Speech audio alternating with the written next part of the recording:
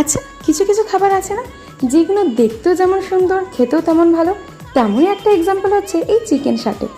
বিশ্বাস করো, ঈদের দিনকার এই ডাইনিং টেবিলে যখন এই চিকেন শাটে ভর্তি প্লেটটা রাখলাম না, তখন যেন একটা রিচ লুক চলে এলো। এই চিকেন শাটে খেতে যেমন আমার যতটা ভালো লাগে, বানাতেও কিন্তু দারুণ লাগে। প্রথমে চিকেনটাকে ম্যারিনেট করে তারপর ধীরে ধীরে সবজির সাথে চিকেনগুলোকে এই কাঠিতে গাঁথা।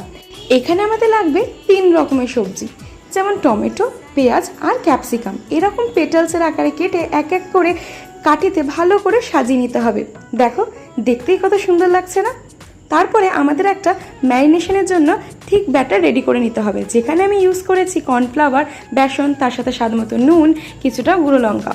তারপর চিকেনগুলোকে এই ব্যাটারে ভালো করে কোট করে নিতে হবে।